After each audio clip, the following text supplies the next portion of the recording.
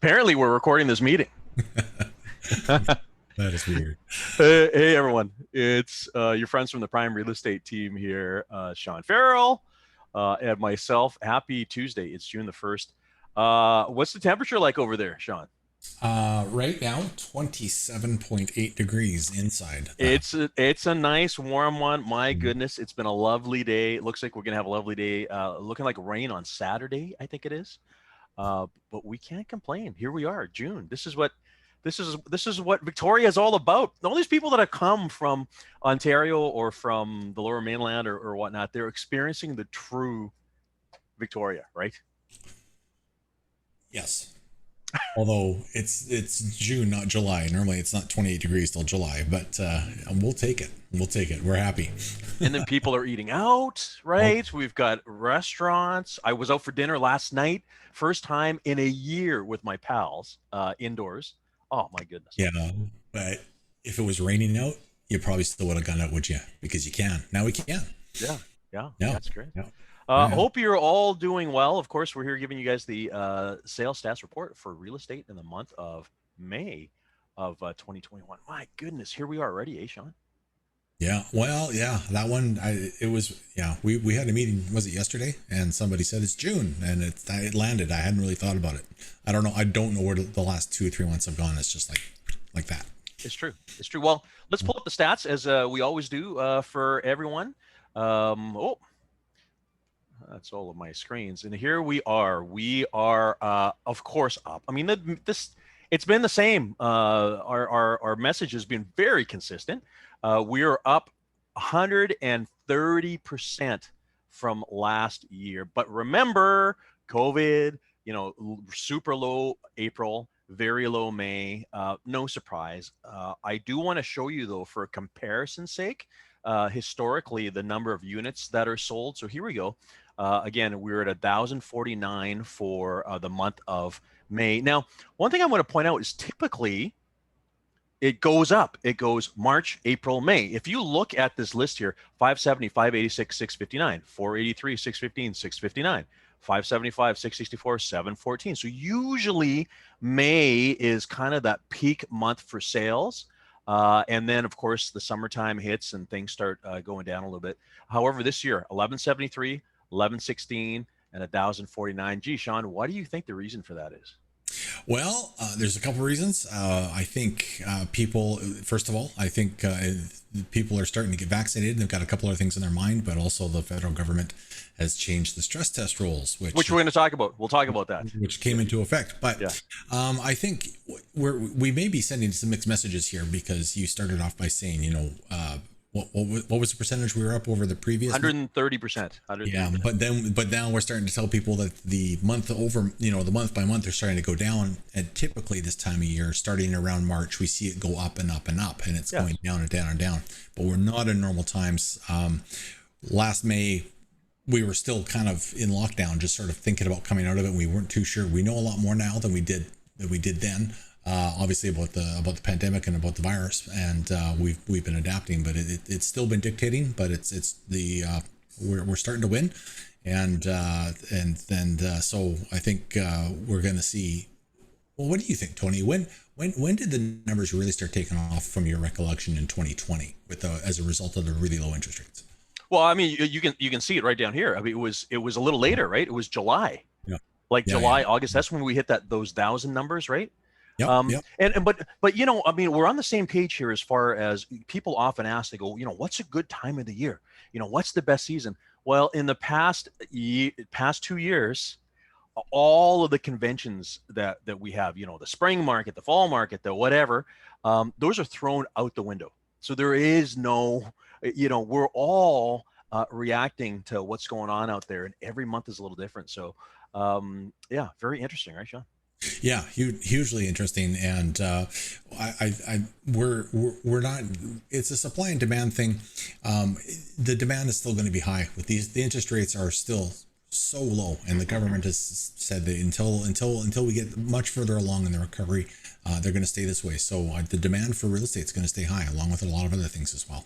Now, the other thing, what I was getting at when our numbers are lower at 1,049 is what you brought up a couple of months ago. if there was more inventory, there would be more sales. And we know that because there's a lot of buyers out there. There's still people, although it's not the same, there are still multiple offers. I experienced a couple just the past couple of days.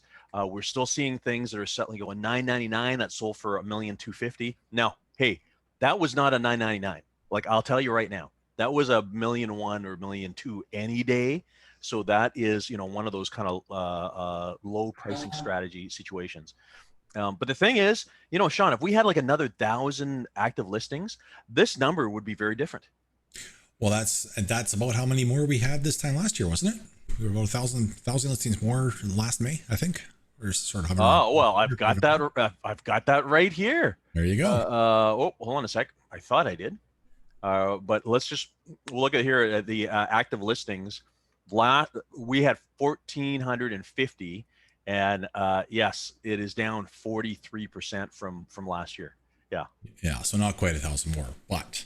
Yeah. That's we haven't talked about what the prices are doing. You've got them right there. So why don't you? Yeah. Well, I mean, the people like knowing about the average price.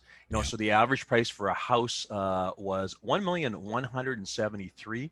By the way, it's kind of been hovering around that actually. When we look at the median prices, and again, we're just looking. These are the averages, folks. If you look at what's been happening January, February, March, April, May, it's been hovering. There's been, not a lot of adjustment or change. Of course, we've been over the $1.1 million mark all year versus last year. There were still some 970s. The home price index, which is one that we often look at. This one was kind of interesting when I looked at it earlier today. And this is a representative home and how much is worth today relative to last year or 6 years or whatever. It demonstrates that we're up 19.3% in the CRD, with a couple of areas like, for instance, the Malahat up 24.3%. And this is no surprise. We've been doing stuff. I sold a house in Mill Bay a couple of months ago at a really high price. But this is where people are migrating from the capital region. We're getting the lower mainlanders come to Victoria, the Victorians going upwards. That's what's going on, right? Actually, I didn't realize it was that high up there. I know we were sort of looking at 17s and 18s. This one surprised me. Yeah. But that's a big one. That's a really big one. Yeah. Wow. Yeah, for sure. Now, Souk as well. Look at Souk, 27.1%. Wow. Wow, how much we've grown.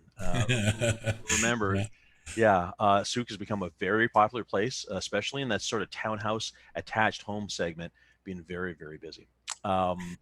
So what's going to happen? Again, low inventory. It's the same stories we've had for a while, but we do want to wrap up today's chat about this whole, because it's June 1st right now. So a new stress test has come in. So Sean, tell us about the stress test. Well, we've talked about supply, we've talked about demand. This is the government's response. They recognize that they want to keep interest rates low for the rest of the economy. They recognize that people are buying real estate, and they're just wanting to make sure that when interest rates eventually have to start going up, that people will still be able to continue making payments well into the future. That's where the stress test comes in. So on average, the 5-year fixed rate, the sort of the lowest rate in the last week or two has been around 1.7, just below that. I mean, if there's any mortgage brokers watching this going, I can get you 1.59. Well, there's those little deals here and there that'll come and go. But for argument's sake, let's say it's 1.69 right now. The government has always said that the stress test, they're going to test your income levels to see if you can survive and continue to make mortgage payments if interest rates reach some hypothetical level. And before June 1st, that number was 4.79%. Now they want you to qualify at 5.25%. So in realistic numbers, for a family with a household income of around $1 million a year, household income, 100,000 or 100,000, not okay.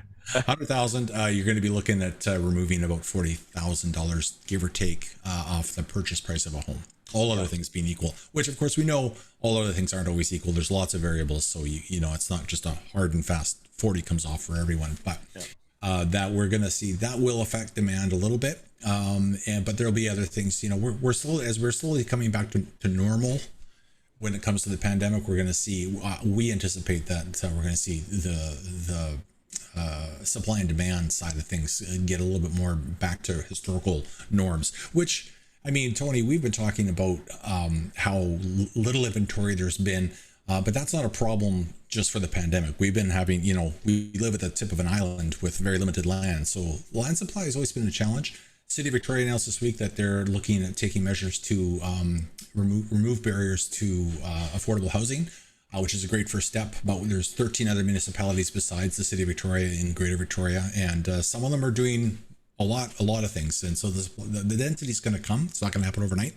But as we come out of the pandemic, I think, if everything stays the same, we're going to see slight increases in supply and a bit of a decrease in demand. And we should, I'm not going to say it's going to be black and white. A lot of people are like, well, when's it going to be a buyer's market? I think we'll get back to a balanced market eventually, but anything can happen. If I knew for sure, I'd tell you. We don't, but it's reasonable to assume that we're going to, as we come out of the pandemic and these numbers normalize, that we'll get back to more normal times. So one thing's for sure, it's taken longer than we guessed.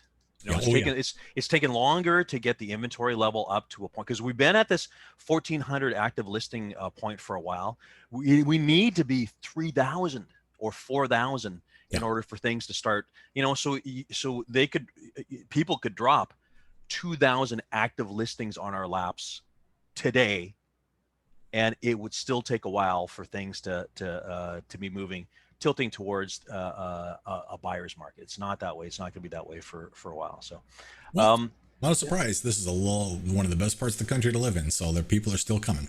Yeah, but it's tough. It's been tough. There is buyer fatigue. I think we talked about that last month. People are getting fed up with this whole bidding war, multiple offer situation. There's a lot of frustration out there in the real estate community as well. It's a sort of transitional period. We went from playing by the rules a certain way, and now it's a little bit kind of, all over the place. It's a good time, fun, eh? Yeah. Well, we're getting there, and there's a lot of positivity right now. Oh, the other thing for me on a personal note that feels normal is the hockey playoffs are back, and that's my normal. I've been watching a lot of hockey lately, but it's going to be almost too hot to do that. Oh my God. But you know what? There's other things too. So because of course we've got seats in the box at the Memorial Arena. So we're getting the invites to things like, I think, Stars on Ice in September. The organizations are planning for group events, after the summer, and it's really good. A lot of positive coming, and who knows, guys? Tony and or I may be updating you on the monthly updates from a restaurant patio somewhere in the near future if things keep going the way we're just because we're allowed to. Yeah. Anyways, thanks for sticking with us, guys. Again, a long one, but hope you got some good information on this. And as always, if you got questions about the real estate market, want to talk about your property, want to talk properties, anything, just give us a call. Give Sean, myself, and very soon Megan a call. The three of us here at the Prime Real Estate team. So see you later, Sean, and see you, everyone else. Have a great day, everyone.